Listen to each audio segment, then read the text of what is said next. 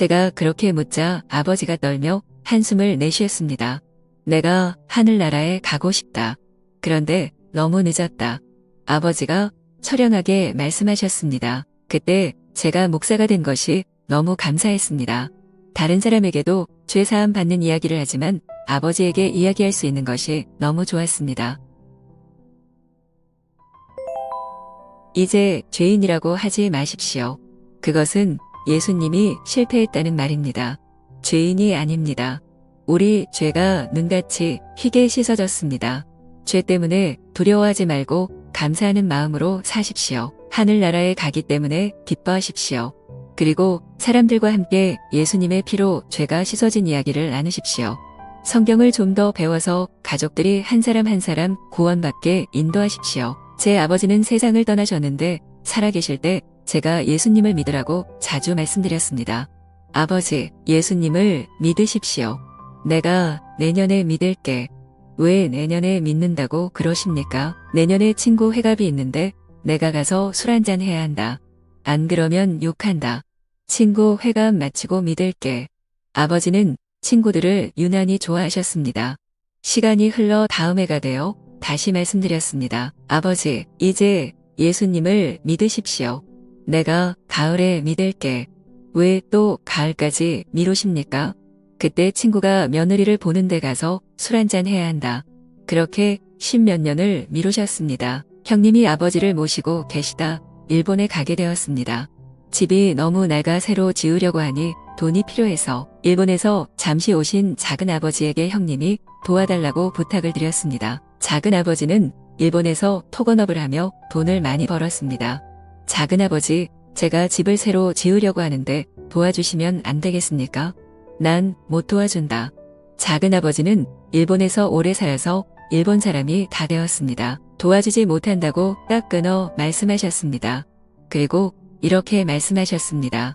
내가 우리 회사에 와서 일해라. 내가 일당 쳐서 줄게. 내가 족하니까 내가 잠은 재워주고 밥은 먹여줄게. 그때 일본 임금이 한국 임금의 10배쯤 되어 6개월 정도 일하면 집을 새로 지을 수 있는 돈을 벌 수 있었습니다. 형님이 일본에 가기로 마음을 먹고 가시기 전에 저와 의논을 했습니다. 내가 일본에 있는 동안 아버지는 어떻게 하면 좋겠냐? 제가 모시겠습니다. 형님이 없는 동안 제가 아버지를 모셨습니다. 아버지는 몸이 많이 안 좋으셨습니다. 그때도 제가 예수님을 믿으라고 말씀드리면 자꾸 미루셨습니다. 하루는 아버지가 방에서 저를 부르셨습니다. 은숙이, 애비 있나? 제 딸 이름이 은숙이어서 아버지는 저를 은숙이 애비라고 부르셨습니다. 예, 아버지. 제가 집사람과 함께 아버지 방에 들어갔습니다. 아버지는 위장이 안 좋았습니다. 위에서 산이 많이 분비되어 위벽을 발간해 위에서 피가 흘러 어려움을 겪으셨습니다. 요즘은 좋은 제산제들이 많지만 당시 제산제는 먹어도 별 효과가 없었습니다. 우리가 방에 들어가자 누워 계시던 아버지가 몸을 일으켜 앉아서 이야기하려고 하시다 오액하고 피를 토하셨습니다. 저는 그런 광경을 난생 처음 보았습니다. 피를 얼마나 많이 토하셨는지 제 아내는 엉엉 울었습니다. 그 방에 있던 아버지와 저와 제 아내 3사람 모두 이게 아버지의 마지막이구나라고 생각했습니다.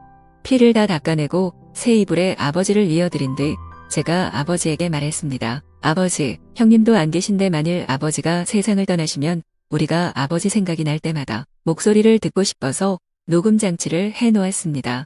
하시고 싶은 이야기가 있으면 하십시오. 아버지가 그리울 때 녹음된 이야기를 들으며 아버지 생각을 하겠습니다. 그래, 잘했다. 안 그래도 내가 너희들에게 하고 싶은 이야기가 있다. 아버지가 하고 싶은 이야기를 쭉 하셨습니다. 60분가량 말씀하시고 마지막에 이렇게 말씀하셨습니다. 내가 죽거든 장지는 비싼 내 어머니가 있는 자리가 좋으니 그 옆에 장사하고 내 옷을 갈아입힐 사람은 서당 마을 김씨를 불러라. 그 사람은 내가 어려서부터 많이 도와주었기 때문에 내 몸을 만지면서 더럽다고 안 할 거다. 그렇게 이야기하시고 아버지가 입을 다무셨습니다. 제가 물었습니다. 아버지가 돌아가시면 말씀하신 대로 하겠습니다. 아버지 몸은 그렇게 모시겠지만 아버지 영혼은 어디로 가시겠습니까? 제가 그렇게 묻자 아버지가 떨며 한숨을 내쉬었습니다. 내가 하늘나라에 가고 싶다. 그런데 너무 늦었다. 아버지가 처량하게 말씀하셨습니다. 그때 제가 목사가 된 것이 너무 감사했습니다. 다른 사람에게도 죄사함 받는 이야기를 하지만 아버지에게 이야기할 수 있는 것이 너무 좋았습니다. 예수님이 십자가에서 흘리신 피가 아버지의 죄를 다 씻은 이야기를 차근차근 했습니다. 아버지가 제가 전해드린 말씀을 듣고 누워서 혼잣말을 하셨습니다. 예수님, 하나님, 감사합니다. 내 죄를 다 지고 십자가에 못 박히셔서 고맙습니다. 그날 아버지가 죄 사함을 받으셨습니다. 예수님의 피로 죄가 다 씻어진 것을 믿으셨습니다. 말할 수 없이 감사했습니다. 제 눈에서는 눈물이 흐르는데 마음은 기뻤습니다. 제가 목사가 되어 수없이 복음을 전한 것이 아버지가 구원받을 수 있도록 인도하기 위해 그렇게 했다는 생각이 들어 너무 감사했습니다. 아버지가 고향에서 세상을 떠나시게 하려고 앰뷸런스를 불러 고향으로 갔습니다. 아버지가 주무시고 일어나 저를 찾으셨습니다. 은숙이, 애비 밖에 있냐? 예. 내가 어제 대구에서 올 때 앰뷸런스인가 하는 차를 타고 너무 편하게 왔다. 감사하다. 너희들 찬송 좀 불러라. 아버지가 그런 이야기를 하실 분이 아닌데 구원받고 변하셨습니다. 우리가 눈물을 흘리며 찬송을 불렀습니다.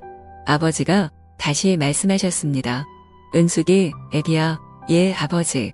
내 친구 아무개를 데리고 오거라. 아버지가 5분의 친구 이름을 대며 데리고 와달라고 하셨습니다. 제가 나가서 그분들을 모시고 왔습니다. 아버지가 친구들에게 말씀하셨습니다. 나는 우리 둘째 은숙이 애비 믿는 예수 믿고 하늘나라에 가네. 내가 먼저 가서 좋은 자리를 많이 잡아 놓을 테니 자네들도 우리 둘째 은숙이 애비 믿는 예수님 믿고 하늘나라에 오게. 그곳에서 다시 만나 옛날처럼 즐겁게 사세. 그렇게 하신 뒤 아버지가 숨을 거두셨습니다. 말할 수 없이 감사했습니다. 하나님의 형상을 복구하는 데에 도움이 되셨나요? 궁금한 점이 있으시면 댓글로 남겨주세요.